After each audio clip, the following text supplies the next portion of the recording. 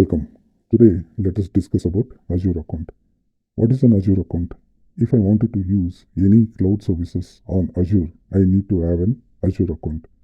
How can I create an Azure account? I need to have valid email address, valid mobile number, and a credit card in order to create an Azure account. If I wanted to create an Azure account, I will get a credit worth of $200, which I can use to create any services in the Azure portal, and I can use all these services till $200 get exhausted or your free services get exhausted. Let us assume there is a user who wanted to use cloud services on Azure cloud. This particular user have to have a valid email address, an active mobile number, and also you need to have a credit card. This credit card is used only for verification. Once the user credential is verified, user can able to create and manage any kind of services till the credit or the free trial get exhausted. To sign into the Azure portal, you need to visit https://portal.azure.com. Once you provide all your details and information in the portal, you will be able to create the Azure services worth of $200 credit. Either it can be 1 month of usage or it can be $200 worth of credit, whichever gets exhausted. Then you need to use pay-as-you-go subscription. I have already created Azure account using the portal.azure.com with this mail address, which is a temporary mail address which I will be using for this entire training session. When you click on the subscription, you will see I have a subscription which I have named it as my training. And also if you see, I have incurred some cost. This is because I have exhausted the $200 worth of credit which was given to me initially when I signed up for the free trial. So the free trial has been exhausted. Now I am into pay-as-you-go subscription. And if you see, this particular subscription is also active.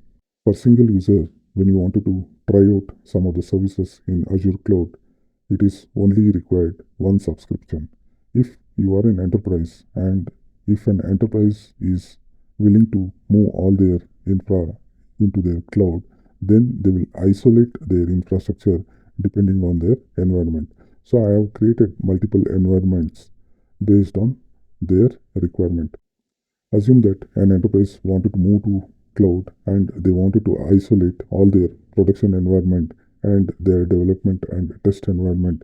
They will create a different subscription plan to move all their production infra to production subscription, and for the development they will use development subscription, and also for the test they will use test subscription.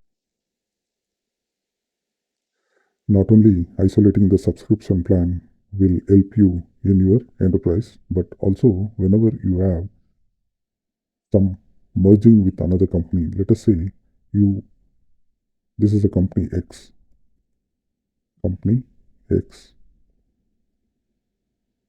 I will move this company X here and I will make it bold.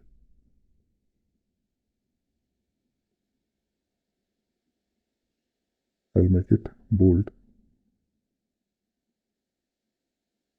We have a company X and there is a vendor which is of a company Y.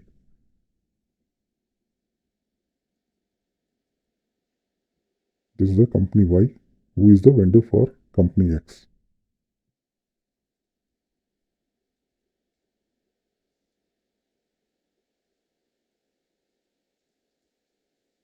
So company X has a vendor named company Y and they wanted to give permission only for test subscription.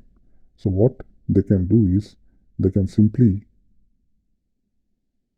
give permission only to the test permission. So whatever the company X is trying to do any kind of testing on the software environment, company Y can participate and do their testing or integrate their codes and features to test the environment so that the company X can build that particular software and deploy into the production environment. In this way, isolating the subscription plan will be very easy and also very recommended option whenever you move to cloud services. Thank you for watching the video. Please share and subscribe if you like the content. Thank you.